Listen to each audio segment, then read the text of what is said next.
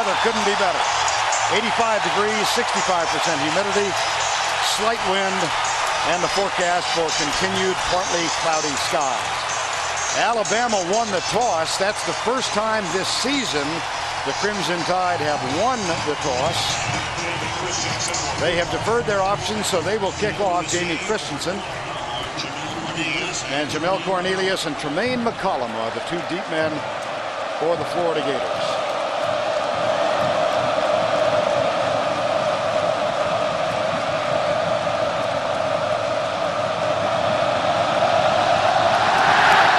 Nice, high, deep, but returnable.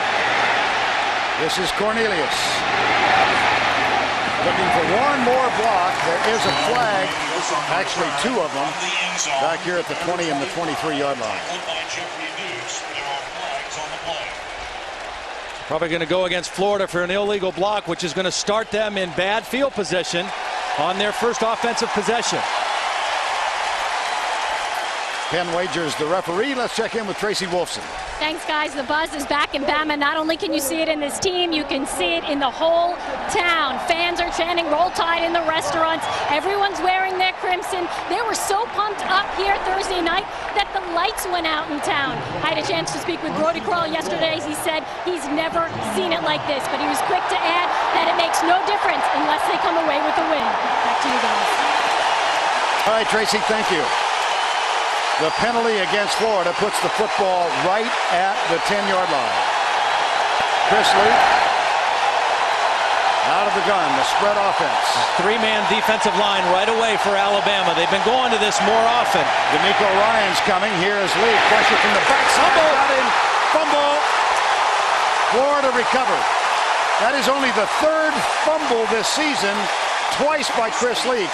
They got this one back. D'Amico Ryans, the linebacker, was the guy who came from the back. And you're going to see this. These guys are threatening blitz, but at the snap, they're going to pull out, and it's only going to be a three-man rush. Actually, Ryans comes, and one of the linemen drops to play screen. They're playing a lot of zone, and Chris Leak had nowhere to go with the football. Mark Anderson gets the first sack of the ballgame. 5-yard loss, 2nd and 15. This is where you like having an experienced quarterback like Chris Leak. He's played in all the tough stadiums. They test the ground and get nothing. D'Amico Ryans is there along with Rudy Griffin. Rudy Griffin started his collegiate career at the Citadel, played there for 2 years, transferred to Alabama, a lifelong dream. He walked on and is now in his 2nd year as a starter. And this is where both of these defenses have excelled the first month of the season. Third down, they're the top 2 third-down defenses in the country. Only 25% they've allowed completion. 3rd and long, very difficult. And Leak was brilliant the last 2 games on third-down passes. Brilliant. 14 of 16. Deep left side, overthrown incomplete, not brilliant here. And the Alabama defense holds. And good pressure by Wallace Gilberry. One of the keys for Alabama, they've got to get to Chris Leak and make him uncomfortable, and they did in that first possession. A sack on 1st down and pressure and a knockdown on 3rd down. Eric Wilbur is on to punt. He's the experienced junior. He's not had a great year. Tyrone Prothro, the punt return specialist, the speedy wideout at the 50-yard line. And you want to get his hands on the ball right now with good position. This one nice and high and very effective. Prothro grabs it, fumbles as he is cut down. And the ball is recovered by Florida. I thought surely he's going to call for the fair catch. Yeah. Well, the problem is teams have been kicking away from him the last 2 weeks. And he wants to make a big play on special teams, and so he's foregoing the fair catch. But a perfect punt by Wilbur puts him right on the sideline, so he doesn't have much room to go. An excellent coverage. I think it was Reggie Nelson. Reggie Nelson, the junior college transfer, there for the hit. And Florida back in business. And in business inside the 45-yard line.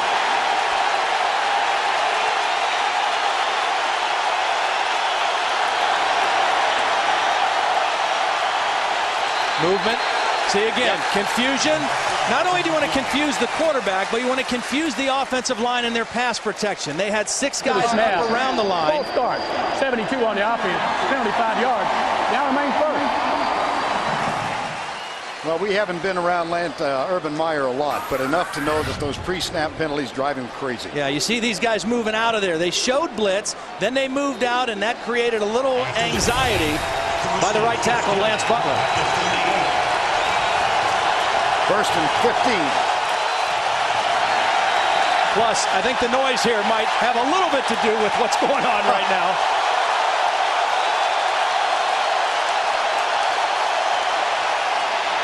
There's the give. Goes to Skylar Thornton, number 25. Chris Leak, a junior, has now gone 115 passes without an interception. Each game this year, he's closing in on the all-time Florida record of 121, held by Danny Werfel. Really has played well. And the key with him is when he's comfortable and when he sees the defense and reads it and recognizes it, he very rarely makes a bad throw. Very accurate when he knows what he wants to do. That's Billy Latsko as a fullback. And they hand it off. Goes to Deshaun Wynn. Let's check the offensive line now for the Gators. Up front, we've got Hand, Washington, DeGory, Jim Tart, who played at left guard last week, gets the start at right guard, and Lance Butler. Win. The wideouts are Jackson Cornelius and Dallas Baker, and the tight end, Tate Casey. 3rd and 10. Last 2 weeks, just mentioned that, 14 of 16 for 11 first downs. He missed badly on his last one here.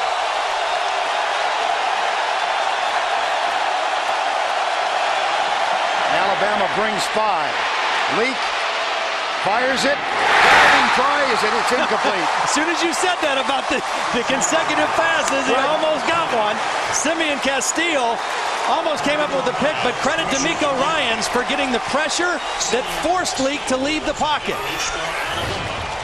DeMeco Ryans came from the outside, made the pressure, and then Leak trying to throw back across the middle on a run, underthrew the ball, and Simeon Castile almost with the pick. But the good news for Florida, because of the fumble by Prothro, they have flipped the field position completely. Instead of punting from their own end zone, they're punting from midfield. Urban Meyer said after the win in Tennessee against Tennessee, we are a field position team.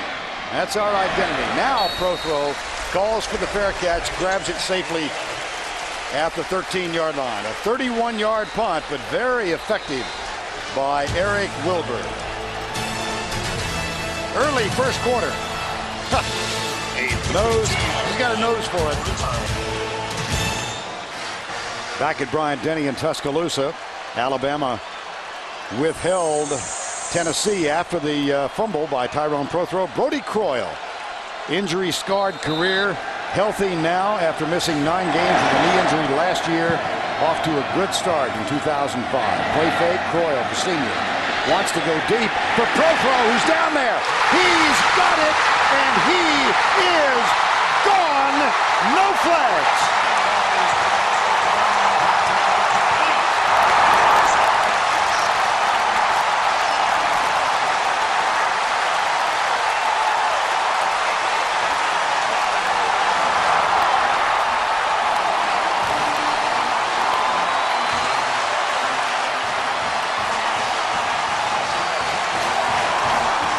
It was 5'8" Tyrone Prothro on 5'8" Vernell Brown. The Crimson Tide, 5'8", won the race, 87 yards. Jamie Christensen's extra point, up and good. Florida thinking run all the way. They had the other safety, Jarvis Herring, up. The play fake, one-on-one coverage, and Tyrone Prothro, who Dave Rader, offensive coordinator, said, we want to get him 9 to 12 touches. His first touch was bad. Second touch, pretty good.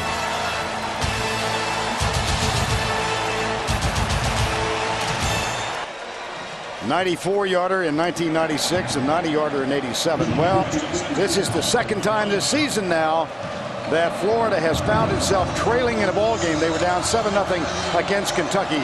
There are few truths in an uncertain world, but here's one. This ain't Kentucky. That's right. Christensen with the kick. It will be returned by Cornelius. Not far. We got helmets flying all over the place. We got guys knocking each other's head off out there. This is going to be a physical game. I mean, that touchdown was a finesse play, but these are two very rugged defensive football teams. They're going to slam at each other all day. Brian Crum, the backup linebacker, was one of two men who lost his helmet. Well, there was a punt walk last week in Lexington, and Kentucky scored on its first series. But you see, for the season, Florida has trailed for only 3 minutes and 37 seconds. Leak, tipped, incomplete. Chris Harris got it. I'm going to tell you what's happening right now with Alabama's defense. Kentucky last week played almost all four-man line. They were a vanilla defense because of injuries. And they didn't give Chris Leak this look where guys moving in and out. Chris Leak right now is not able to read the defense cleanly, and Alabama is using the same technique that Tennessee used when they played Florida. A lot of three-man front, use your linebackers and safeties to move and disguise and not let him see immediately what they're doing. Couple close calls here. He's 0 for 3, but the interception streak remains intact. This one batted as well, and it's intercepted. Chris Harris has got a blocker, and he is down to the 1-yard line. Chris Harris, a junior, hometown kid. How about these two ends? The first play, Chris Harris gets the tip. The second play, the other end, Mark Anderson gets the tip, and Chris Harris comes down with the interception. 2 plays in a row, the defensive ends got their hand on the ball. Here's Anderson right here, 47. Comes on an inside rush and gets his hands up. And Chris Harris falls into the interception. That is the first career interception for Chris Harris. And it's 1st and goal just inside the 2. And more importantly, Chris Leak kind of limped off the field at the end of that play. Be interesting to see if he's okay. 2 fullbacks in the game now for Alabama, McClain and Castile. It's Castile who gets the handoff. And not much movement in that line. So the interception streak on cue ends. And Chris Leak limping off. No gain on the play. You see, after the play, he's going over to try to make a tackle. And I think in the end of the play, that's when Chris Leak tweaked his ankle somehow. But right now, this defense, they need to hold on for Florida. Try to hold Alabama to a field goal here, if at all possible. Castile, again, the deep back behind McClain. No gain on the last play. They give it to Castile. He tests the left side this time, and again is denied. He's down inside the 1. It'll be 3rd and goal. We talked about the last couple weeks with Florida's defense missing Ray McDonald, their top defensive end. And on the goal line defense, Ray McDonald used to play inside over the nose where he was really disruptive, right over the center's face. They don't have that guy in there right now. Marcus Thomas is the guy playing over the nose, but 2 good run defensive plays in a row for Florida at the goal line. Same personnel, 3rd and goal. It's Castile as the deep back. Brody Croyle hands it off to Castile. Touchdown, Alabama.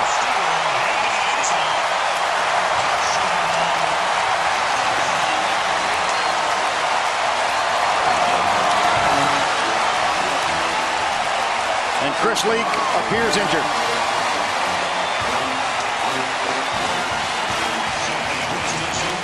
Jamie Christensen on for the extra point. Mike Shula's team up 13-0. An 87-yard pass, Croyle to Prothro. A pass interception by Chris Harris. A 1-yard plunge, the extra point. And how do you do? 2 touchdowns in 1 minute and 42 seconds. And the Crimson Tide have roared to a 2-touchdown lead early in this ballgame. Another look at the interception, Todd. Well, Chris Leak, as all quarterbacks should do, you throw an interception, you go and try to make the tackle and stop the touchdown. Does a nice job throwing his shoulder in there, but he got up limping a little bit. at the end of the play. Well, let's check in quickly with Tracy Wolfson. If Chris Leak is injured, he's not letting on. He was having his right leg stretched, but no trainers attended to him. We'll certainly keep an eye on it, though. Okay, Trace, it appears he's got his helmet on, ready to come back in. First interception in his of this season.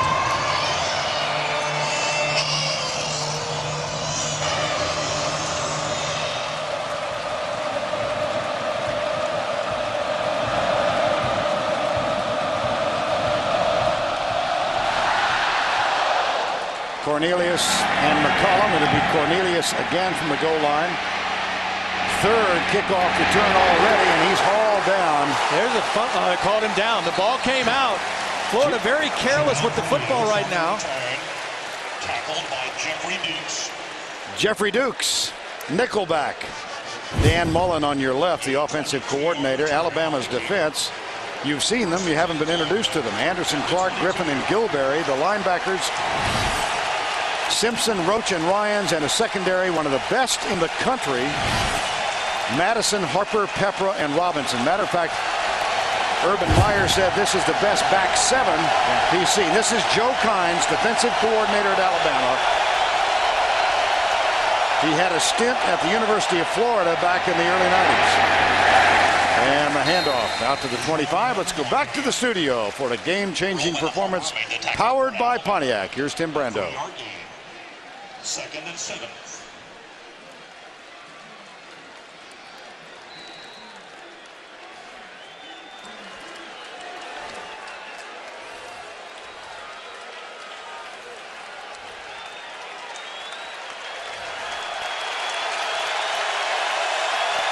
And Tim Brando, you couldn't have said anything that would have given Tracy Wolfson a bigger smile than she has right now. The Michigan alum. Deshaun Wynn. Not much there. Early first quarter, sellout crowd, 80,000 plus. You can see the construction cranes in the background. They're renovating the stadium, adding 10,000 seats, and an electrifying start for this Alabama team. They muffed a punt, lost a fumble at midfield, held Florida. Then on their first offensive play after a fine defensive stand, 87-yard touchdown, Croyle to Prothro. That was followed by an interception of Chris Leak's pass, a first and goal that led to a 1-yard touchdown plunge. It's 14-0. Leak, left side, incomplete. Anthony Madison was covering Chad Jackson. And 0 for 3 so far for Florida on third down. And credit this Alabama defense for pressure and confusion. Chris Leak does not look comfortable yet reading the defense and making the throws. When he knows what the defense is and where he wants to go, he very rarely makes a bad throw. He has not found that groove yet today.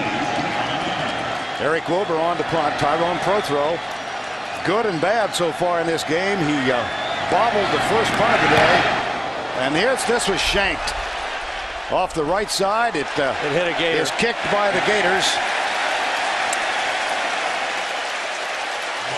Now that was kicked up near the 39-yard line.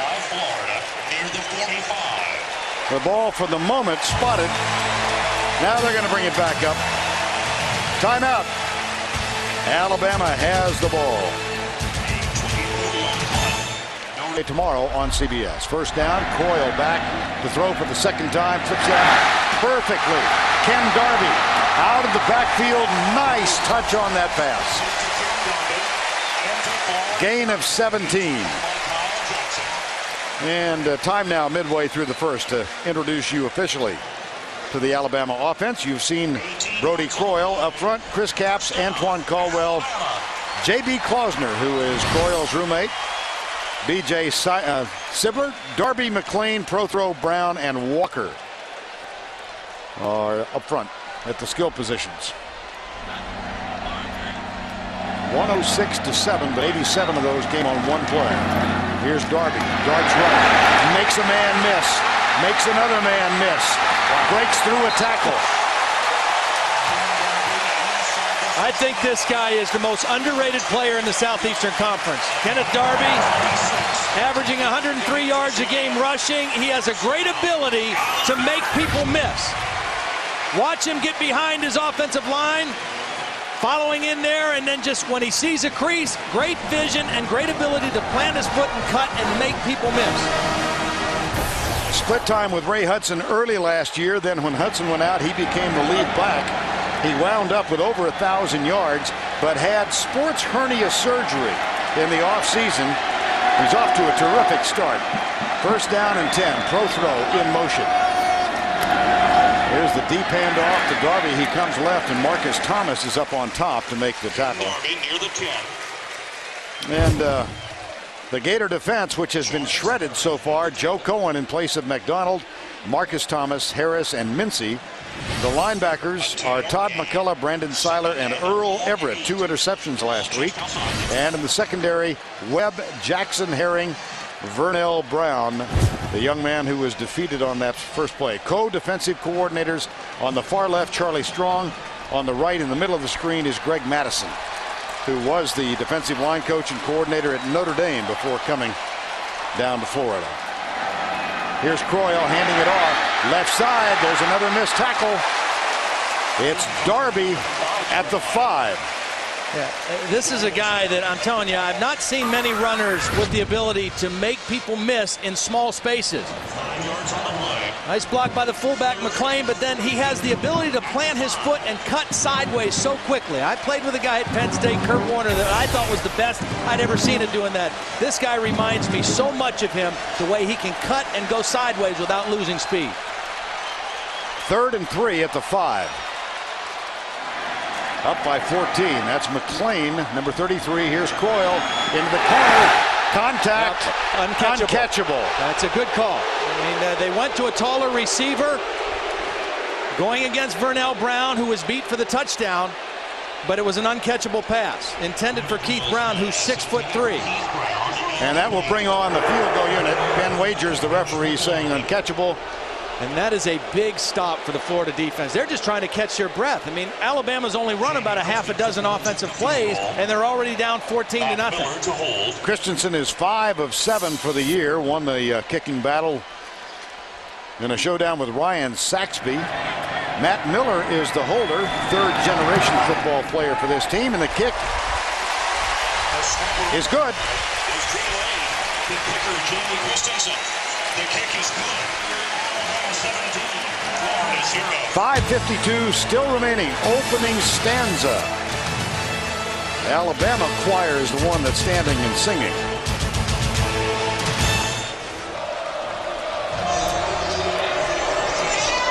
6 plays, 50 yards. Ken Darby, the star of that possession.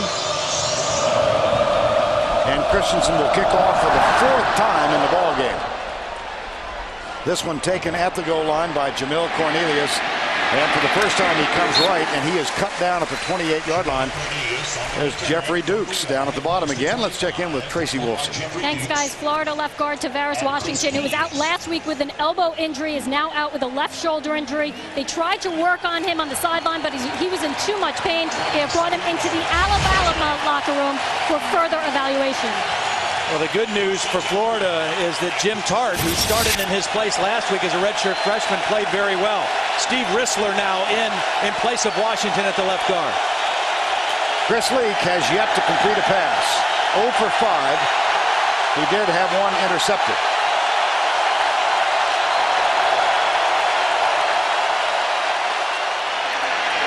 Leak still has it. And he is hauled down up around the shoulder pads at the 35-yard line by Jawan Simpson, number 42. That's a gain of 7. Yeah, good positive gain, good read on the option by Chris Leak, and he just needs to settle down. I mean, his team is going to feed off of him. Even though he's off to a bad start, you know, there's a lot of time left, and they've got a lot of explosive offensive weapons on this team. They've got to slow down a little bit, change field position, let their defense get regrouped, and get the ball in the hands of some of their playmakers. 2nd down. Billy Lasco is in at the blocking back spot. Here's the handoff left side, and a good job of pursuing defensively, led by Jeremy Clark. Well, just to not underestimate what you said. I would never do that, to underline what you said. We saw Monday night an LSU team jump up 21-0, and I believe Tennessee won it 30-27. Yeah, and I'm sure every one of these players on the field today saw that game as well. I mean, that's why you hear coaches say you got to play for 60 minutes. When you see it actually happen, it really kind of sends the message home a little bit more emphatically. Third down. Leak, so brilliant the last 2 games, has yet to complete a third down pass in this one. There it is. But it's short of the first down because of fine defensive work by Simeon Castile and Jawan Simpson. Simeon Castile, a youngster, a sophomore out of Birmingham. Dad Jeremiah was a great defensive back here at Alabama. It's fourth down, and here comes a punting unit. I was about to become astounded. I thought, they've got a punt. They're not going to go for this, are they? They will not. And they've got to get field position changed here. I would imagine they'll kick it away from throw, probably to the left side, and try to go down and cover it inside the 20. Eric Wilbur has been ineffective. It's a fake. There's Earl Everett on the end around the linebacker, and boy, did they catch him. Wow. Earl Everett. What a gutsy call by Urban Meyer. His team needs a boost. They need something positive to happen. What a call. Earl Everett, the starting linebacker, on the reverse. He had 2 interceptions last week against Kentucky. That's nothing compared to this. Wow. Here is Everett right here. He's going to come around on the reverse. First down, Florida. Well conceived, well designed. They caught Alabama totally unaware, and Everett shows his speed and ability to get to the outside. And when a team needed a much-needed boost, they got it from the special teams. And now Chris Leak has good field position to work with. Simeon Castile was injured at the end of it. He limps off. He is getting off the field on his own. But Florida, with the end around, the reverse on the fake punt, has a first down. And Castile is a very important cog in this defense because they basically play with 3 starting corners most of the time. 1st and 10. Here's Leak. Gets some pressure from Anderson deep in the corner. Man coverage, and it's incomplete. Anthony Madison was a terrific job of coverage. Excellent coverage on Kenneth Tukes was the intended receiver. Mark Anderson is really getting off the ball to rush the passer too. They are having some problems with him. But Anthony Madison, excellent position on that coverage. These 2 corners, Anthony Madison's 5'9", Ramsey Robinson 5'10". Taller receivers for Florida, but great position that time. 2nd and 10.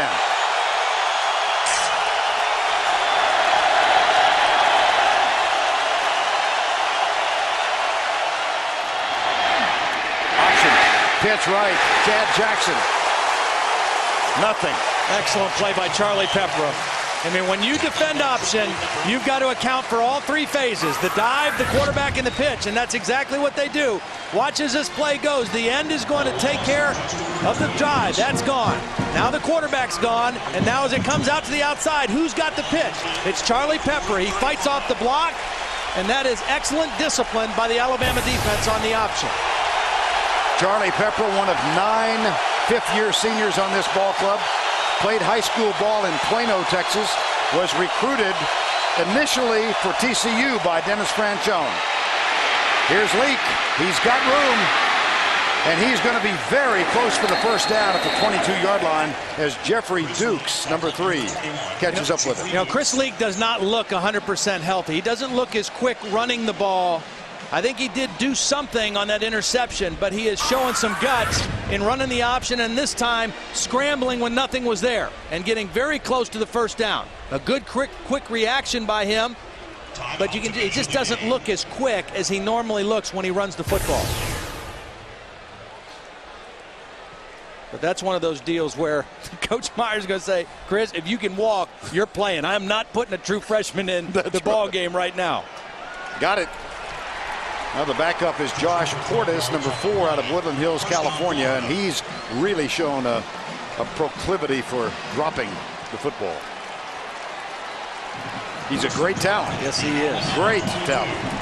Here's Leak, 1st and 10. Urban Meyer, Dan Mullen, the offensive coordinator, to his left, 33 years of age. Meyer himself, young man at 41. Then so is Mike Shula, the Alabama coach, at 40. 1st and 10. See, Alabama, 3 defensive linemen, but all those linebackers up close to the ball, not showing their hand until the ball snapped. And they bring 3 essentially. There's the toss to Jackson. Great and he block. weaves his way. Yes, indeed. Great block by Kenneth Tukes. So if you want to run the option, and if you want to make a play on the perimeter, you've got to have wide receivers that block on the outside. Kenneth Tukes, who is getting a lot more playing time now because of the injury to Andre Caldwell, is blocking here. Jackson gets the ball, but look at that block right there on D'Amico Ryan's outstanding block. That gets Jackson to the outside. If you don't have wide receivers that want to block, you can't be very good on the option. 1st and goal at the 9. This is a gut check drive right here by Florida.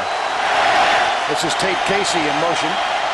They give it to Deshaun Wynn, and he moves inside the 5 near the 4-yard line. The tackle made by Jawan Simpson. And you can just tell with that call of the fake punt by Urban Meyer, this whole emotion for Florida has changed. I mean, there's a new bounce in their step. After they got that play and didn't have to punt the ball and come off the field again, they've got a new sense of energy and a new sense of confidence back. It was a great call, and they put together an outstanding drive to follow it.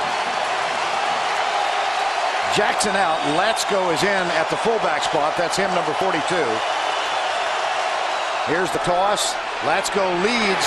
But a fine job defensively by Ramsey Robinson, number 1. And then Jeremy Clark was down at the bottom of things. And the first guy in there was Charlie Peppera, who got into the backfield and took the block out from Latsko and forced the play back inside. One of the things I think that makes this Alabama defense so good for Joe Kynes is they have so many experienced guys. I mean, they've got guys who have played, they have 5 guys who have played every game of their career, all 42 games. Guys who have started 30, 31 games in a row. They know exactly what they're doing on every snap. 3rd and goal. 4 wides. Wynn alongside Leak. This is Jamel Cornelius. He's the option man. They pitch it to Jackson coming near side. And Jackson is caught at the 1. It'll be 4th down. Now then, Todd, field goal. You got to get something. Yeah, you got to get something. That's for sure. You definitely need to get something. They're going to go for it, it looks like. 3 yards on the play. During his days at Utah, they were 12-0 last year, and at Florida.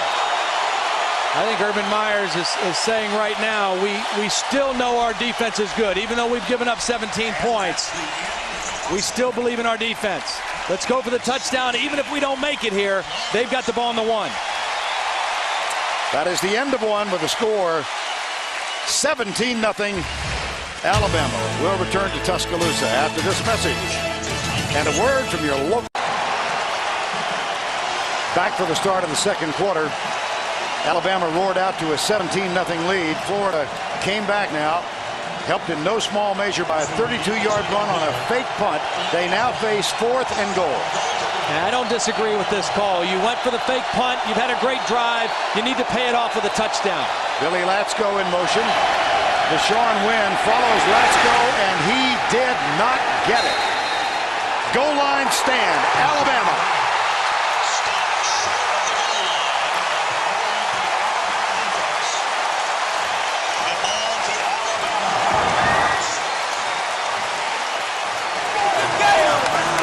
Urban Meyer thought his offensive line made great strides last week. They had a great practice on Tuesday this week, but they didn't win this battle. Watch the Alabama defensive line get underneath.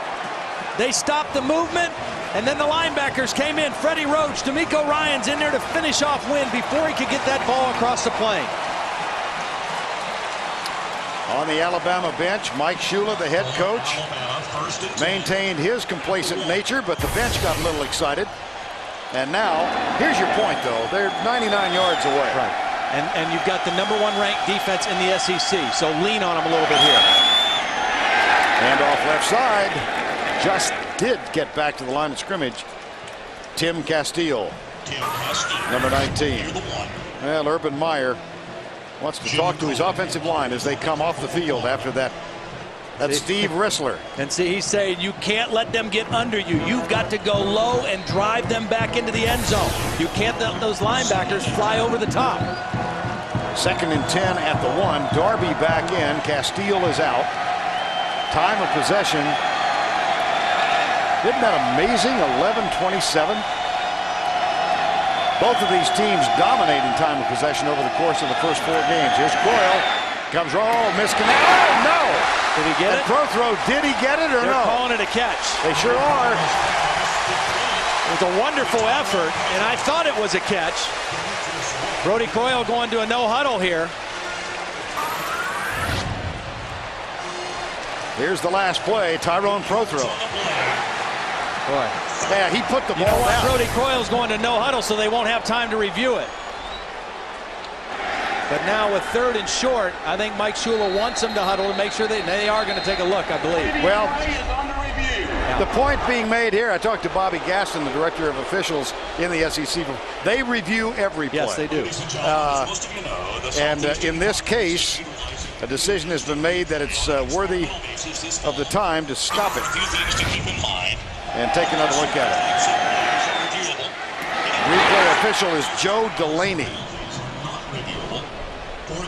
The ball came out as soon as he hit the ground. He was airborne, he had the ball, and as soon as he hit the ground, the ball came out. It was ruled a catch on the field, and it has to be indisputable evidence to change the call.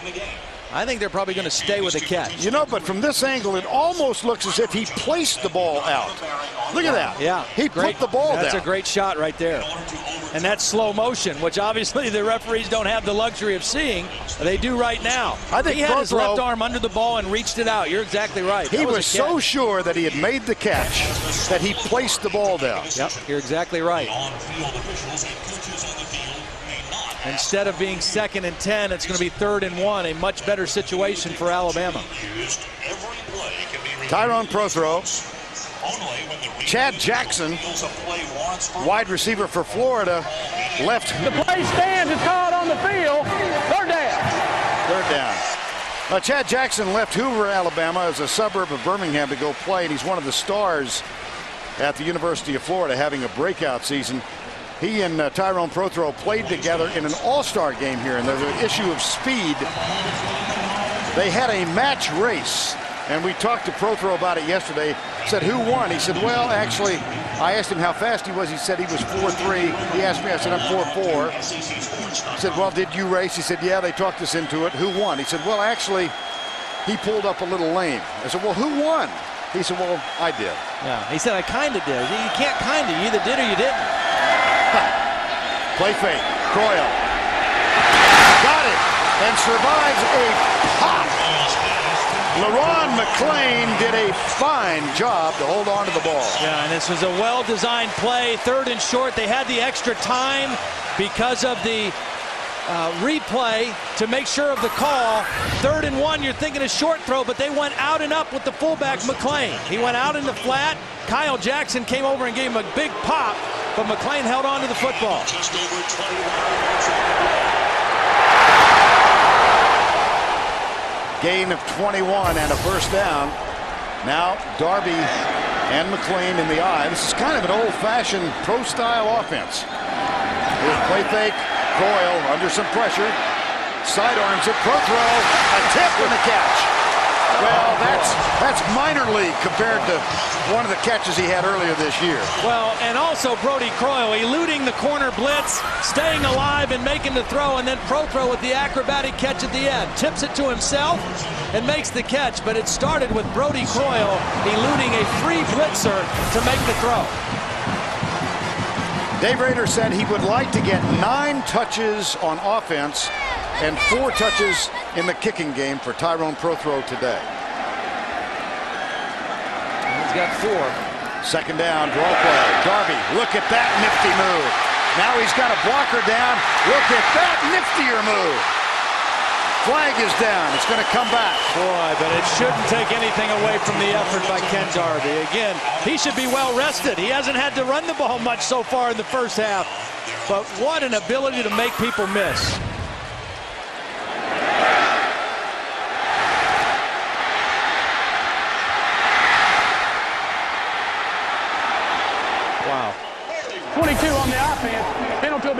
Archer to spot a foul. Now remains second. DJ Hall is the guilty man. Yankees win 8-4. And they assume a 1-game lead with 1 game to go. Welcome those of you who've been watching the baseball game. 17-0 here. Florida at Alabama. And a goal line stand by this Alabama defense. They've stopped the Florida offense at the 1-yard line, have now moved the ball out to the 40.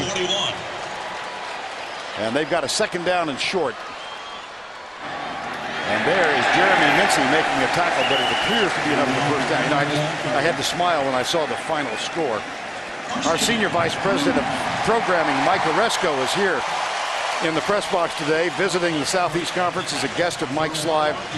They had an earlier score announced in the press box. Yankees leading 7-2. Mike Oresco reached to the guy standing side by side, Jeremy Foley, the athletic director at Florida, and gave him a big hug. And Foley looked at Mike and said, "What are you doing? I'm a Red Sox fan." We have a few battles down in the truck too, don't we? Yeah, we do. Prothro's in at quarterback. We thought this might happen. Tyrone Prothro, number 4, the man under center, hands it off on first down. Well, there's another touch. Ken Darby tackled by Marcus 17 zip here. Let's find out what's going on elsewhere. Here's Tim Brendo. Loss of about a yard on the play.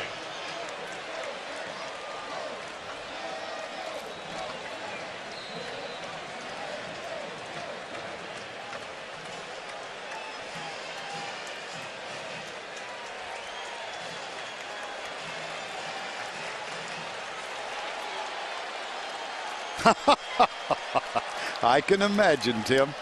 2nd down. Croyle's back in now. Under some pressure, sacked. Yeah, Brandon Seiler got in there on a blitz. And a much-needed big play by the Florida defense. They let him out of the end zone after they had him back inside the 1. They let him get out to about midfield, but Brandon Seiler with a big sack. Charlie Strong, co-defensive coordinator. He's the only one on this Florida staff that has ever played here or visited here, coached here. He said that goes back to the early 90s. Sideline warning in Alabama.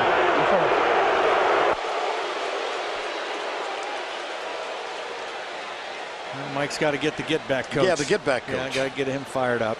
Not sure who the get-back coach is. Right now it looks like Coach Shula is the get-back coach. It's always a mystery. And every team has one, right? Sure they do. Okay. You have any? Well, it's, you know, it's usually a GA or somebody that you don't listen to anyway. It's Sole responsibility during the Saturday afternoon encounters is get back. 3rd down. Flags. the only guy lower than that on the sideline is the get the tee guy. You know, the guy that runs out to get the tee after the guy kicks off. Prior to the snap, right side of the line move prior to the ball being snapped. 5-yard penalty. Down remains 3rd. Well, I just want to dazzle you with the depth of my research. The get-back coach for Alabama is one of their strength assistants, Jesper Sjökvist. Really? Yeah. I wouldn't lie to you. That's outstanding. Yeah. That's outstanding work. Jesper. No relation to Parnevik, but from the same general area of Sweden. 3rd and a mile. Croyle sets it up. It's not a screen. It's just a dump off to Castile, and the punting unit will now be coming on. And a big stop for Florida. I mean, they got a little demoralized when they didn't keep them pinned down inside their own territory, but they stiffened, had the help of a couple penalties, were able to stop them, and they should get the ball back in decent field position here. Vernell Brown will head back to await the punt now. Jeremy Schatz. Schatz had one of 72 yards in the Arkansas win last week, a 24-13 victory. Wind aided, we might add. Now this one sends Brown back to the 16-yard line, but certainly returnable. And Brown trying to get around the corner, does. Fine open field tackle. The crowd at that end thought there was an illegal block in the back. I'll tell you what, D'Amico Ryans whether he's on defense or special teams, is one of the best pure tacklers that I've seen. I mean, he does not miss many tackles, and he makes himself known very quickly. He had 15 tackles last week. Adds another times call. Here in Alabama, I'm here with former Miami Dolphins head coach Don Shula, and also known as Dad. You're getting pretty nervous out here. Is it hard to watch your son out there? Listen, there's nothing I can do. Just hope and pray that things go well. But what a great first quarter. You know, they did a good job on defense, and then Brody with the touchdown pass. But I was really impressed with Prothro. He dropped the first punt, caught the second one, then caught the long touchdown pass. Once a coach, always a coach. Let's just watch this play, guys. All right, Tracy, it's great to see Don Shula here. Looks good in that crimson shirt, too. Doesn't he, though? First down and 10. Chris Leak, only 1 for 7 for 1 yard and an interception. And again, the three-man line, they bring only 3. Leak goes deep, got a man wide open. That's Dallas Baker, still running inside the 25-yard line. And let's go back quickly to Tracy with Don Shula. Coach, the question everyone wants to know, how much do you help my coach? Well, I hope I helped him a lot when he was growing up. Now I talk to him maybe once a week, but he's his own man. He knows what he wants to get done. He's got a great group of assistant coaches, and he's brought this team along. They're ready to go. Thanks a lot, Coach. Back to you guys. Thank you, Trace. 43-yard gain, that pass to Dallas Baker. It's 17-0. 8:29 to go, first half. Here's Leak. Goes deep. That one could be intercepted. Wow, No, there was some incomplete. confusion there. The play before that Chris Leak hit Dallas Baker on, he knew exactly where he wanted to go with the football and was right on target with it. That time, looked like there was a mix-up in his communication with his receiver, and he threw it in the middle of 3 Alabama jerseys. Cornelius trying to get there, a little contact with Roman Harper, but Chris Leak threw that one into a crowd. Baker and Jackson break wide to the right side. Cornelius comes near side. And Leak goes up to check with Steve Rissler, his left guard. Jim Tart, his right guard. Mike DeGore, his center. Timeout.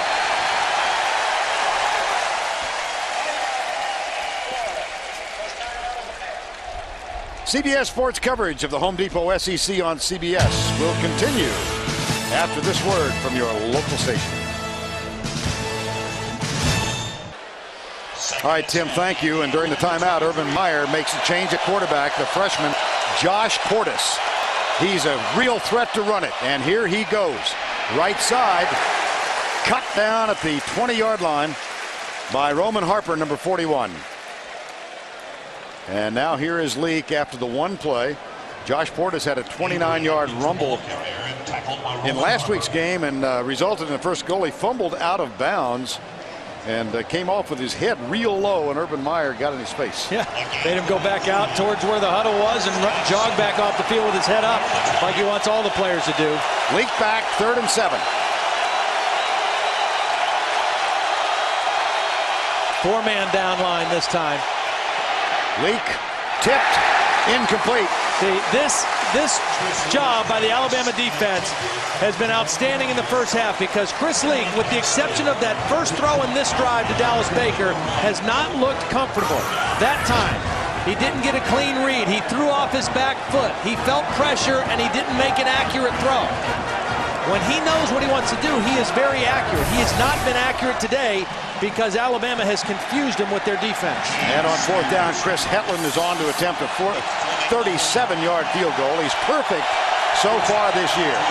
This to get Florida on the board. Looks good. And is. So the 43-yard pass from Chris Leak to Dallas Baker results in a field goal. 7:32 to go, first half. Bama by 14. Florida did get on the boards with that 37-yard Hetland field goal. Now Eric Wilbur will kick off, and Tyrone Prothro is the deep man. This will be a squib kick and will go out of bounds and come out to the 30-yard line. Well, Vern Lundquist along with Todd Blackledge, Tracy Wolfson, impressions so far? Well, Alabama defensively has been outstanding. I think what they've done is they've been able to stuff the run and make Florida one-dimensional, and then they've confused Chris Leak on third down in passing situations. He's been brilliant on third down the last 2 weeks. He's struggled today throwing the football. Offensively, they've done a better job of having balance. Ken Darby's been a factor. Tyrone Prothrow's been a factor. Brodie Croyle hasn't had to do too much, but he's moved the team when he's needed to. And he did throw an 87-yard pass on the first play of the game. LeRon McClain is in now, along with Brodie Croyle. First down, 17-3. Beautiful, nifty pass. See ya. Keith Brown, great speed, touchdown Brown.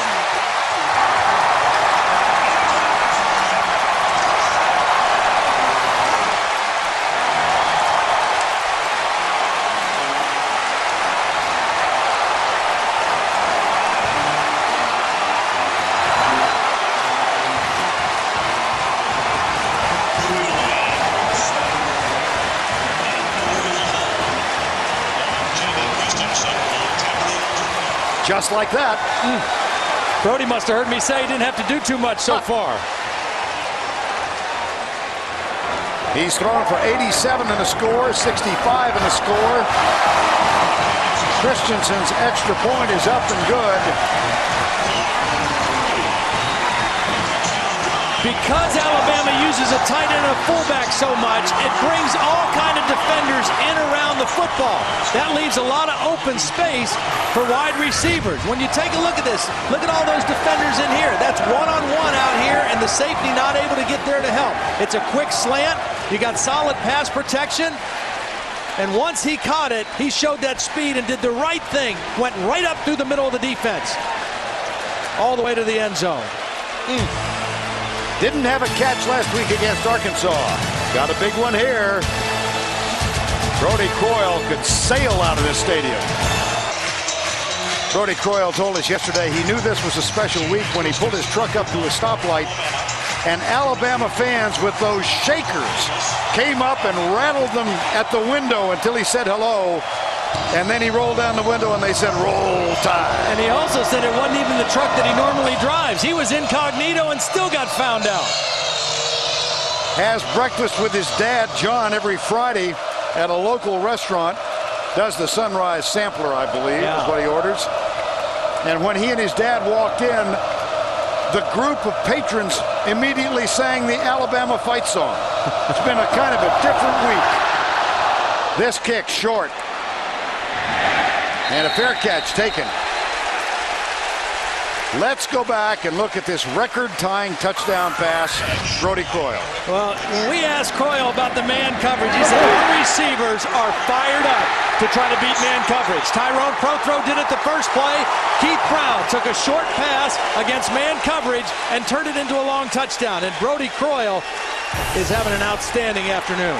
Despite an injury-plagued career, that's his 35th touchdown pass. It ties him with his head coach, Mike Shula, and with Andrew Zhao, the fine quarterback at the end of last century who ran the opening football out today. That's right.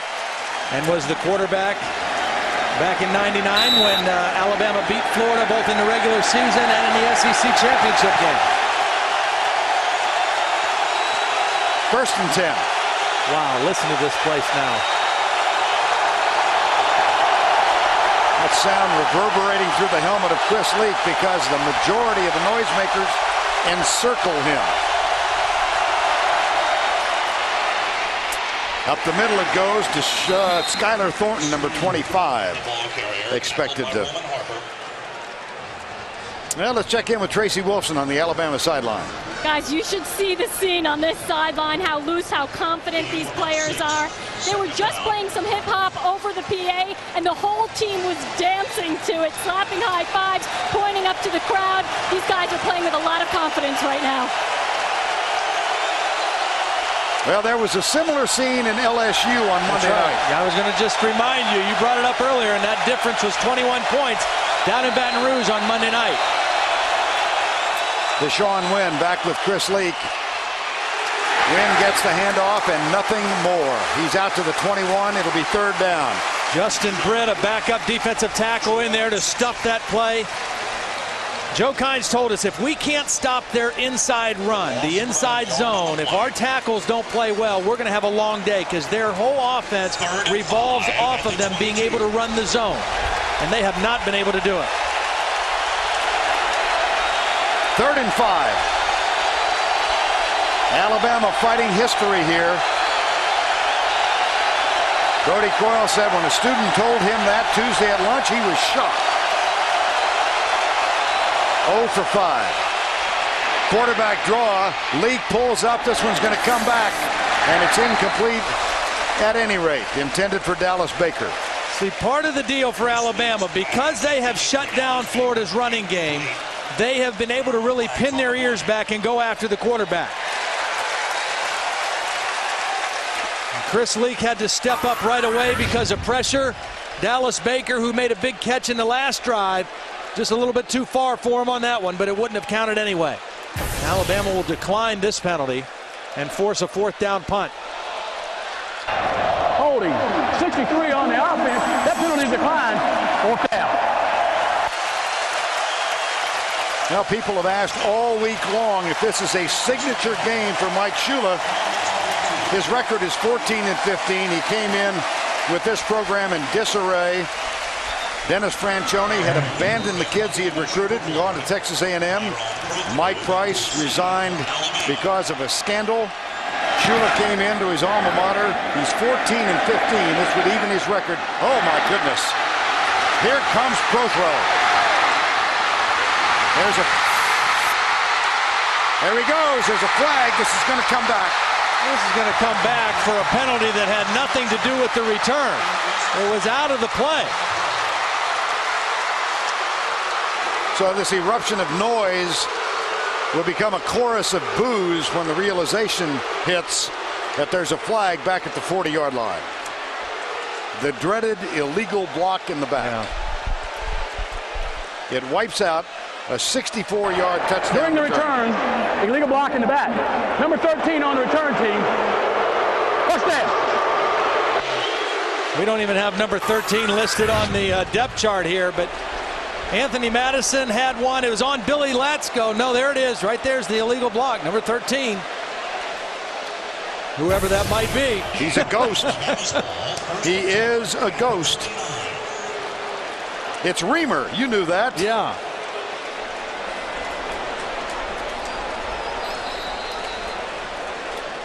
Which is... No, don't go there. 1st down and 10. Nonetheless, an electrifying return by Tyrone Prothro. It's Corey Reamer. The depth of my research got us the get back coach. Yeah. But didn't get us a guy who was unlisted on the roster. Brandon Seiler. Well, 0-5 played their biggest games at Legion Field in Birmingham. They played Tennessee there, played Auburn there up until recently. 2nd down and 10. Play fake Croyle. Flag. This one's coming back as well as Croyle told us yesterday he's not mental about the knee. Yeah. Had knee surgery, ACL. It's the 2nd in his life. He's had both knees operated on, one as a senior in high school and then last year.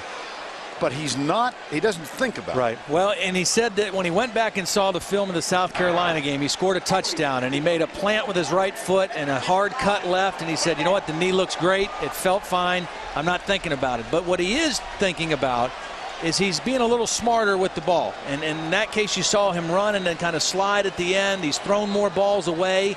He's not trying to be a hero every play, because the key to Alabama being successful this year is number 12 staying healthy. No question about it.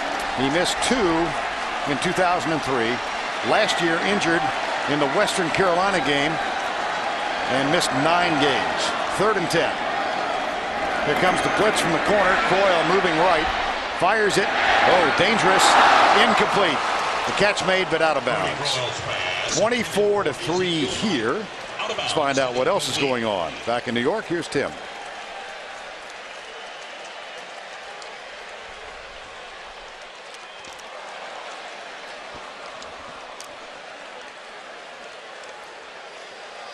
Jeremy Schatz in punt formation for Alabama.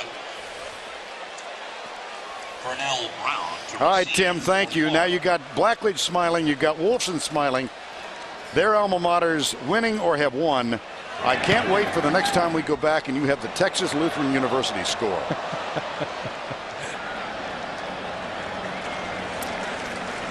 This one down at the 34. 36-yard punt, nothing on the return.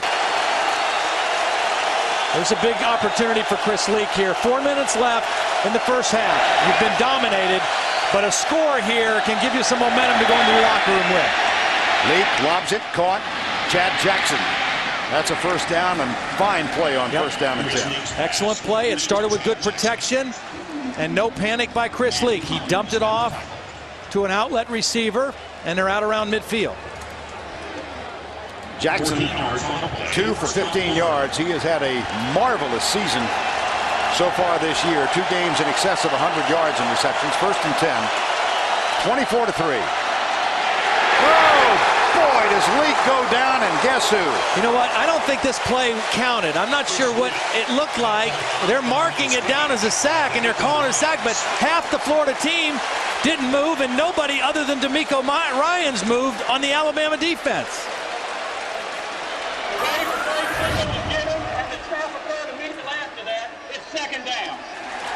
Here's D'Amico Ryans, and watch, he's going to be one of the only guys that goes full speed. Everybody else stops. He knocks Chris Leak down, and Penn Wager says, hey, that was a legitimate play. It's second and long.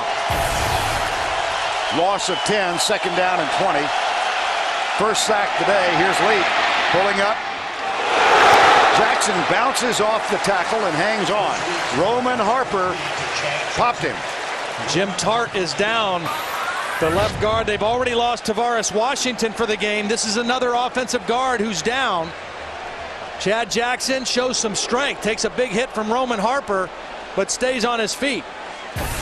Now the next man on the depth chart listed is Ronnie Wilson, a freshman from Pompano Beach, Florida. And this is Tart.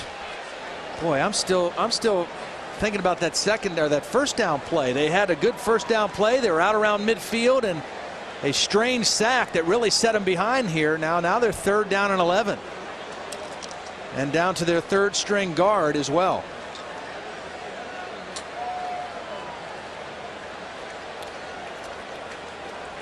Take a look here. Just a collision among players, and there he is down right there, Jim Tart.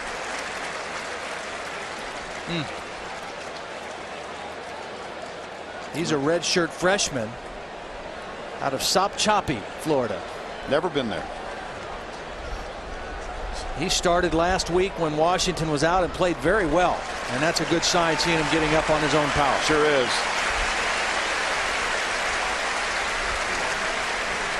Sopchoppy. Yeah. Wakulla High School, Sopchoppy, Florida. What's the team name? I don't know. I mean, like the Sopchoppy Sailors, or you don't know? No, that's the town. Wakulla is the school. Third and 11.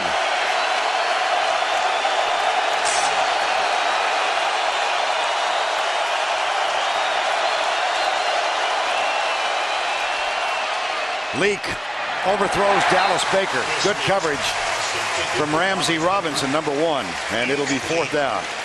And Chris Leak 0 for 6 on third down passing today. That is where he had been so strong, and it's all because he's not comfortable. There's just a lack of comfort right now for Chris Leak and the receivers because of the different looks and the pressure that Alabama has been able to generate. They are really good on third down defense. That's going to bring on Eric Wilbur. Joe Kynes, the defensive coordinator. My, how this Alabama defense has improved in the last 3 years with this group. They were woeful in that first year, and Joe Kynes was on the hot seat, and now he doesn't have to make a dinner reservation in Tuscaloosa. He walks in, it's comped. And a first down comes now with 2:37 to go. Brody Croyle, 2 touchdown passes in excess of 60 yards today. The 87-yarder came on Alabama's first offensive play. He is 8 of 10 for 219 yards. There's a reverse to Tyrone Prothro. Gets by Jeremy Mincy and moves out. I think it's Jarvis Herring who finally caught up with him. I just think this has been, Alabama has done a great job offensively of keeping Florida off balance. There's been passes. They've gotten Prothro involved. They've gotten Kenneth Darby involved. I mean, they have done an excellent job of keeping that Florida defense on their heels a little bit. Unlike the Alabama defense, which has been able to play downhill for the most part of the first half. And Prothro also had a 64-yard punt return for a TD, wiped out. Gain of 6 last play, 2nd down and 4. 2.5 to go first quarter. Ezekiel Knight is in there. And up the middle, this one goes out to the 29-yard line. That will set up a 3rd and short. Kenneth Darby into the hands of Jeremy Mincy. Southern Miss defeated them in Bear Bryant's last game as a coach in this stadium. That's the answer to the Aflac trivia question. Tim Castile gets the first down. Momentary stoppage of the clock while they reset the chain. Boy, that's a tough first down, too. 3rd down and 2.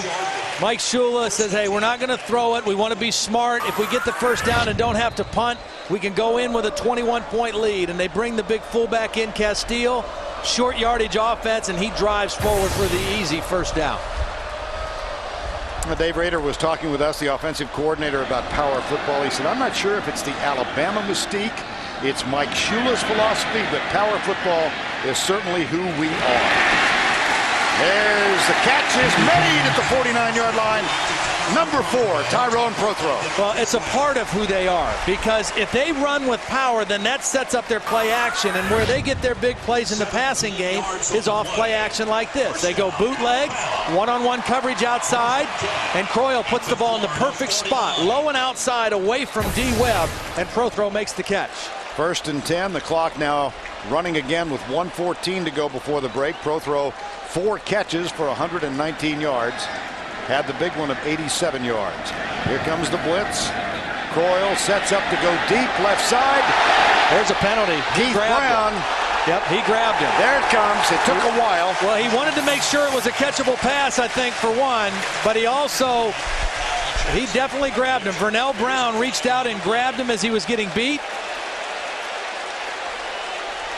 They went maximum protection to make sure Brody Croyle wasn't going to have pressure, and they took a shot down the field. Defensive holding. And it will be against Vernell Brown. And right now, Mike Shula can say, hey, we can be aggressive. Holding. Number 16 on the defense. Penalty 10 yards from the previous spot. First down. So that'll be a first down with 56. Well, Prothro had a catch for the ages earlier against Southern Miss. Yeah, I mean, this one is going to win all kind of highlight reel awards at the end of the year. Never lost the football. Never took his hands off the ball. It wasn't a touchdown, but it gave him the ball right on the 1, and that keyed their comeback because they were down in that ball game 21-10, and Alabama came back and won handily in the 4th quarter. Here's Croyle. Throws it out, caught by LaRon McClain. Well, ripped the ball out. Yep. Florida's got it. Ball is loose. How many Brandon times Seiler's got it. See a guy fighting for extra yardage, and defenders come around and rip the football out? And Mike Shula saying, hey, look, get what you can get and get down. You know, we're working against the clock. Get down. Everett rips the football out, and his linebacker mate, Brandon Seiler, comes up with the football. A huge defensive play by Florida. Florida gets it 60 yards away. 2 timeouts remaining. 2nd Alabama turnover. This one a fumble by LaRon McClain. Leak sends 3 wide right, 2 to the left. 3 men down defensively. Leak across the middle. Freddie Roach. 39 seconds to go. It was Roach who made the tackle. They have 2 timeouts left. Yep. And that play, I mean, that's a wasted play right there. I mean, you throw it over the middle for a couple-yard gain. You want time more than a couple yards right now. Leak back, clock running. Almost picked off by Juwan Simpson. There's a flag down as well. Juwan Simpson in coverage. There's a flag on the play. Well, we saw Chris Leak last week, start the first half 21 of 26 for nearly 300 yards and 4 touchdowns against Kentucky. He looks completely different today against this Alabama defense. And it's more a credit to them than it is a negative about him. Disregard the flag. 18 seconds to go. Florida is 1 of 9 on third down. And Chris Leak only 5 of 15 throwing the football. Into the right side. Catch is made by Jamel Cornelius, and another flag is down. That one also on the near side of the field.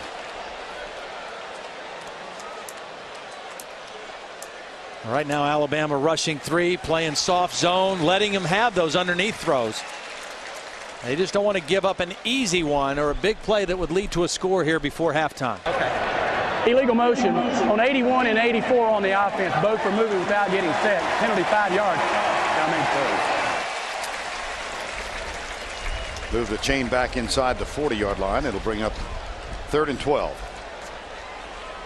After the penalty, Alabama has just knocked these guys around in the first half. I mean, they've knocked these offensive linemen around. They've knocked the receivers around when they catch the ball. They've hit the running backs. They have been the faster, more physical, more aggressive football team here in the first half, and deservedly have a 3-touchdown lead. D'Amico Ryans has led the way for this Joe Hines defense.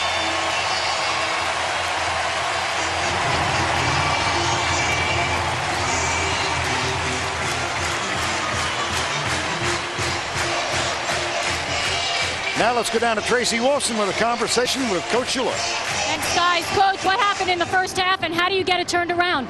Well, what didn't go, what went wrong? Everything went wrong. We're not playing well in all 3 phases, and I'm surprised our defense has given up chunks. Our offense has been struggling for a while. We just got to calm down, and if we score down here, it's a closer game. We just got to take care of the ball, come out in the second half, and fight like Gators. Do you use what happened in the Tennessee-LSU game as motivation at half? Sure. No, we're going to motivate ourselves. We just got to come out here and play the football the way we want to play. Thanks a lot, Coach. Back to you guys.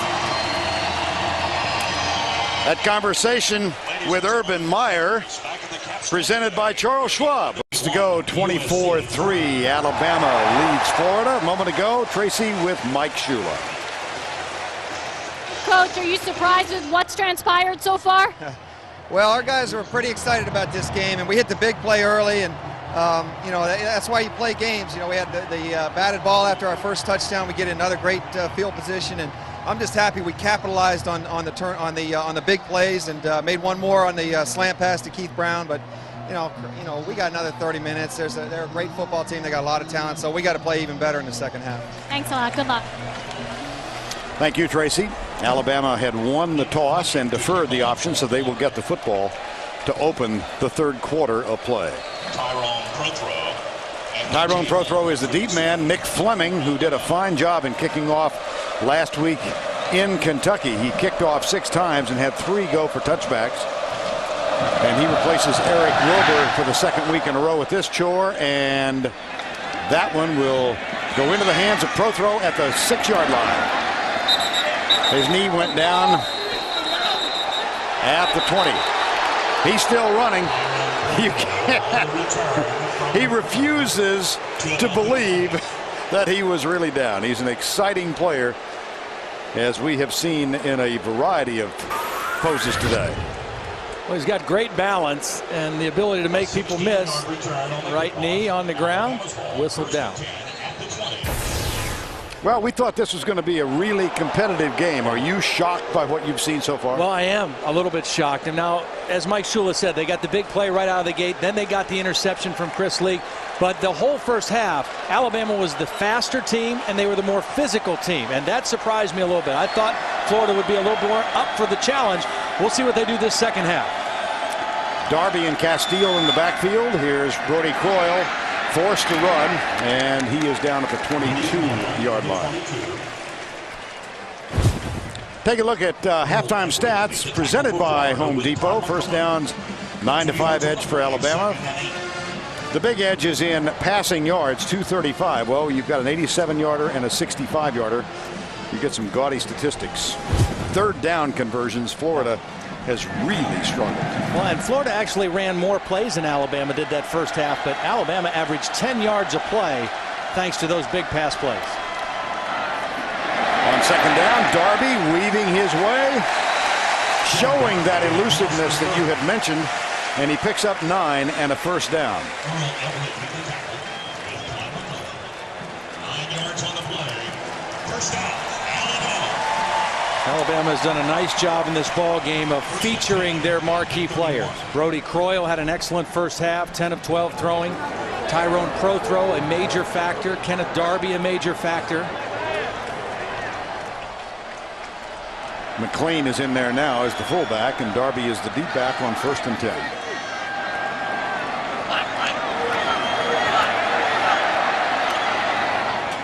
Play fake. McLean has it. Avoids the first tackle, gets a block from DJ Hall, fights his way to midfield.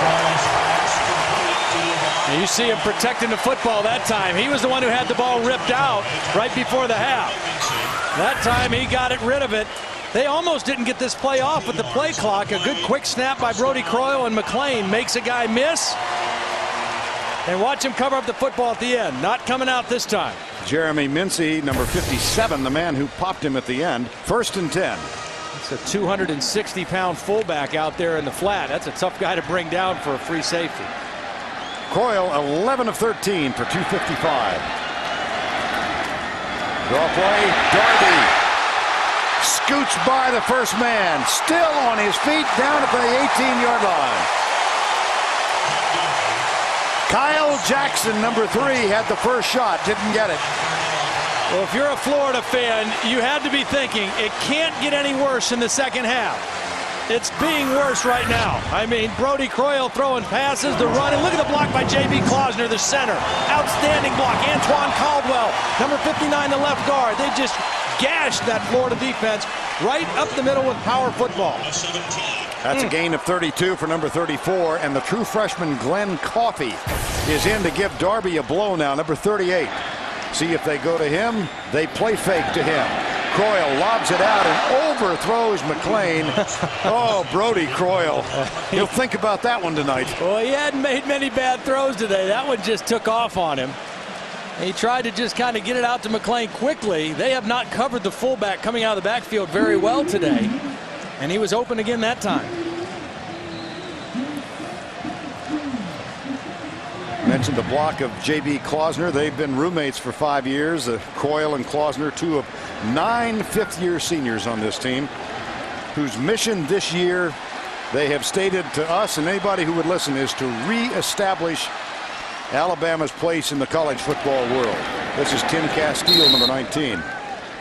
And Klausner, the big fella up front, recruited by Dennis Franchione, as so many of these kids were when he was a high school player at Clark High School in San Antonio. 3rd and 8. 3rd and 8. Darby back in. Alabama was 3 of 6 on 3rd downs in that first half. McLean will come to the near side. Nick Walker, the tight end, is tight to the right. Now that's McLean in motion. Good block by Darby. Croyle got a man. Touchdown, Alabama. You mentioned the block by Darby. He picked up the outside blitz perfectly, and Brodie Croyle was able to stay right in the pocket and make the throw. Wow, was that pretty.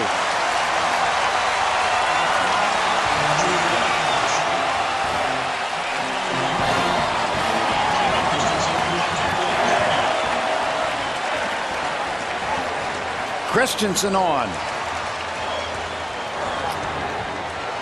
31-3. Number 4 has caught 5. Going on the best cover guy, D. Webb. He got around him, and because the protection was so good, Brodie had time to wait for him to get some separation. What a day for Brodie Croyle and the Alabama Crimson Tide. Well, it was loud at the beginning, and that noise has not subsided. Alabama 0-5 against top 5 teams, and Brodie Croyle with that touchdown has now surpassed his coach and Andrew Zhao. He is the all-time leader in touchdowns thrown, and it's also his first 3-touchdown game in his career. He talked about the significance of this game this afternoon. It's a chance for us to make a statement. It's a chance for us to, beat our first top 5 team, Bryant-Denny, and it's a chance for, us to kind of, build, our senior legacy and get Alabama back on top. The thing too, Vern, is with a win here, if they hold on, Alabama's going to be in the top 10. They've got a week off next week. I mean, everything sets up right for them. They can give everything they've got in this game, rest up next week, and then make a strong push the rest of the season. But a win here today, significant in many, many ways for Alabama. Christensen with the kickoff. Cornelius has it at the 3. And he is knocked down at the 15-yard line by Jimmy Johns. A freshman who was a quarterback is now a running back. I'm going to go back to the touchdown, and I want to show you Kenneth Darby. This is what makes him special. He's not running it here, but watch him pick up the blitzing safety, Jarvis Herring. Because he picks up the blitz, Brodie Croyle is able to wait for Tyrone Prothro to uncover. Look at that protection right there. Perfect. Now he can stay in there. He's got good vision, and when Prothro uncovers, he hits him with the touchdown. Might have seen Jamel Cornelius limp off. He's not on the field. Here's Leak out of the backfield to Sean Wynn. Gets a good block from Lance Butler, and Wynn is all the way up to the 28-yard line. Well, this week's top 10 unfolds this way. USC trailing Arizona State, that should be. Texas defeated Missouri. Tech won. LSU leading Mississippi State. There's Florida at number 5. Georgia with a bye. State leading, Ohio State with a bye, Tennessee winners, and Miami plays tonight. And currently Alabama is number 15. You're right, they go right into the top 10. Wynn at the 30, he's tackled. Roman Harper, number 41. Plus, you have to remember that LSU being ranked number 4, their game was played Monday night, so the new poll hasn't not come out after the results of that game. They're actually going to play 2 games this week, as they're winning in Mississippi State right now. But there's a chance they may drop out of the top 10 after that loss to Tennessee on Monday. Second down. Chad Jackson goes right with Baker. Tate Casey comes near side.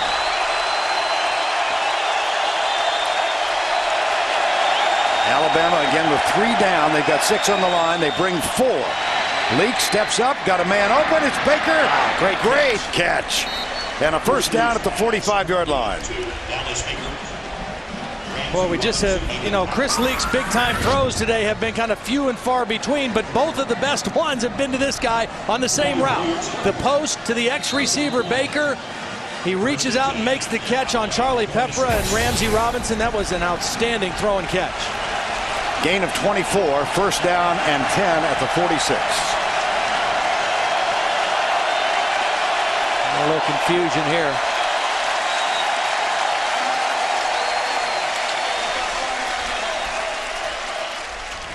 Florida forced to take one of their 3 timeouts.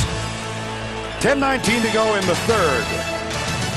A sunny day in the South, especially if your name is Prothro or Shula. Facing an undefeated Florida team that has now moved out across midfield, but Jamel Cornelius remains on the bench. Kenneth Tukes has taken his place. Billy Latsko is also on the field. That's Latsko, number 42, in motion. Play fake, Leak. Little hook pattern. Flag is down before the snap. There are flags on the play. As long as the guy signing the checks can spell it right, you're okay. False start. And Cornelius got taped up. He's back on the field. There he is, bottom of the screen.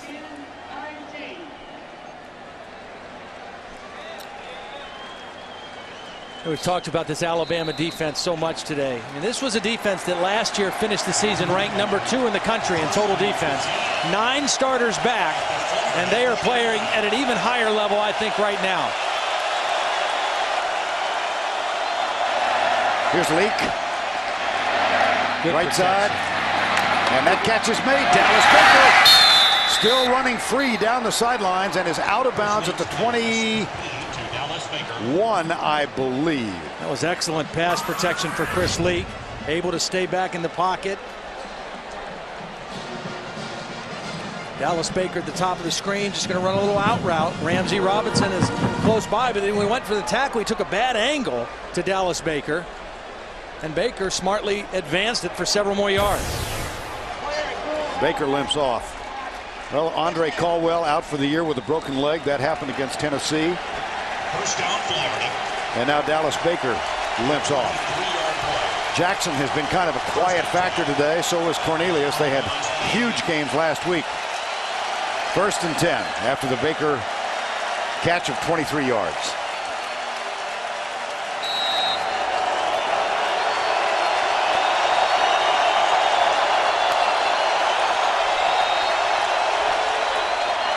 Leak, play fake.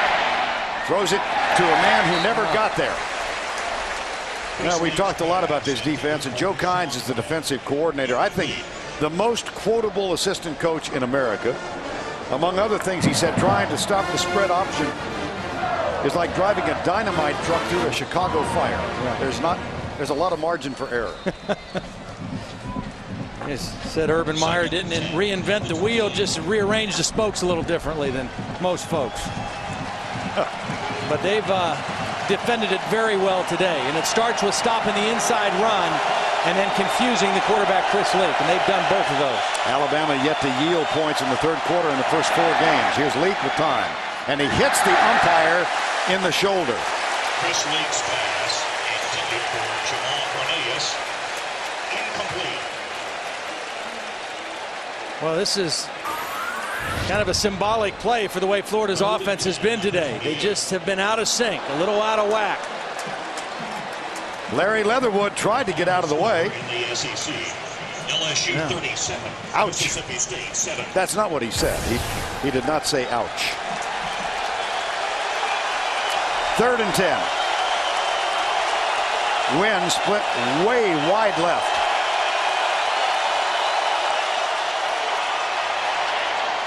Leak finds a receiver, and there's a penalty down at the 18-yard line. We might get offensive pass interference on this play. It looked like Dallas Baker pushed off on Ramsey Robinson before he made the catch.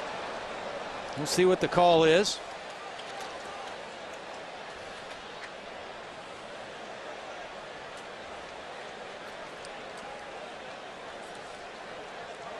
Nope.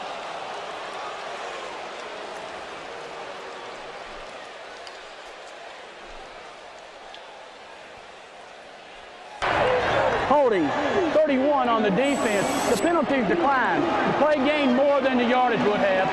First down.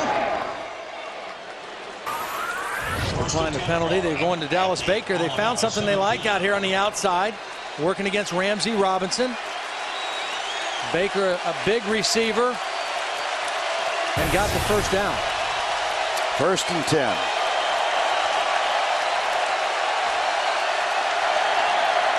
Four-man rush by Alabama. Across the middle again. Jackson, number 8, nailed by number 8. Yeah, Larry got out of the way that time, too. They threw it in the same spot, and he jumped out of the way.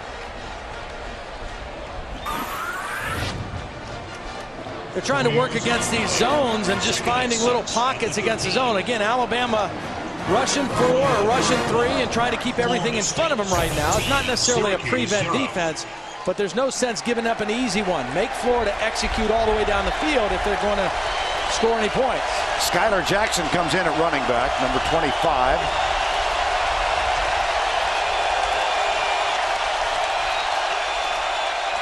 Leak keeps it down at the 10. Tackle made by Juwan Simpson, number 42.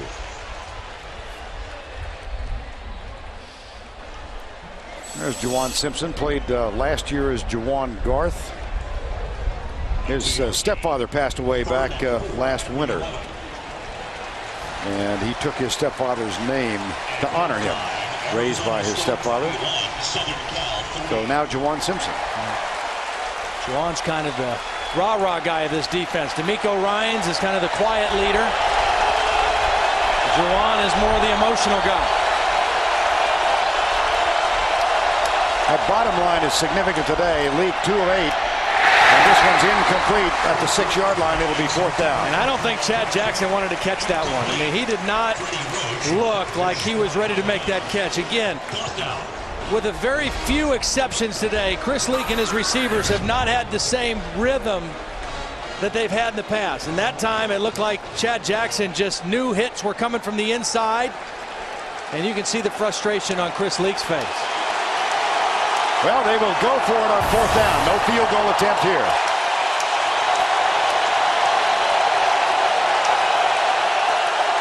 Skylar Thornton comes wide to the left side. 4th down and 3. Leak. Diving catch incomplete. Diving try incomplete. Chad Jackson again. And this is the most frustration I've seen out of Chris Leak in a long time. I mean, he is not happy. I don't think he's happy with himself. I don't think he's happy with his receivers. And it's a different Chris Leak than we're used to seeing. He just has not been real accurate with his throws. Chad Jackson played his high school ball about an hour up the road in Hoover, Alabama. Not a happy homecoming. All right, Tracy, 7:58 to go. Kenneth Darby is in at tailback and gets the handoff, and maybe a yard. Maybe. Ken Darby met at the line of scrimmage by Right now, if you're Alabama, I mean, you don't want to get ultra conservative here.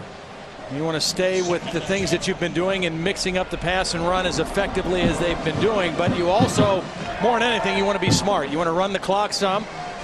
And you don't want to do anything silly with the football that gives Florida a short field, because right now their offense has not been able to score any touchdowns against your defense. So don't put your defense in a bad situation. 2nd and 10. Darby. There's another miss. Oh, you're right. Yeah, he's fun to watch. I mean, he's not overly big. He's 205 pounds. He's not a guy that was a heavily recruited kind of guy, but he just knows how to run the football. He's got great vision like all great backs do, but his ability to make people miss in the hole is, I think, what makes him special. And I mentioned Kurt Warner. There was also a guy that played by the name of Barry Sanders that did that pretty well too. Probably the best ever at planting and moving sideways and making people miss. And Ken Darby just, he makes people miss him, and he doesn't get a lot of direct hits on him because of it. Again, coming off of what is called sports hernia surgery. Injury in his lower abdomen last year. Here's the toss to Darby coming right. He's got Kyle Tatum leading the way. This time he's caught from behind. What a play by Seiler. Brandon Seiler.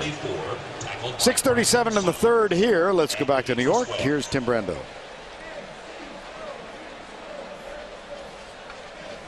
a 2-yard gain. 2nd and 8 at the 24.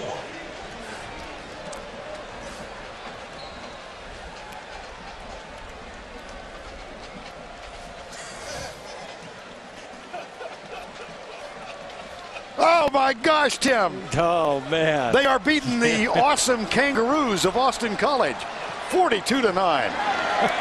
Thank you, Tim. And I was actually doing the Amos Alonzo Stag Bowl with the Lee Gross Cup in 1977. Not far from here. Oh, goodness. Oh, you know, it's always nice when you take care of your alumni contribution in unexpected ways. Yeah, huh? that's beautiful. Texas Lutheran. Used to be Texas Lutheran College when I was there. Okay. Now we're a full-fledged Texas Lutheran University. And it is I'm very proud of it. Good. Very, very proud. That's a big win. They've had a big season. The Austin Kangaroos, huh? Up there with the feisty Knights of Rice. They play right down the road tonight in Birmingham against UAB. If we could just get past Mary Hardin Baylor. Here's the handoff again. It's whistling it dead. Castile. No, come back. There's a flag on the play. 5-yard penalty. Down remains 3rd.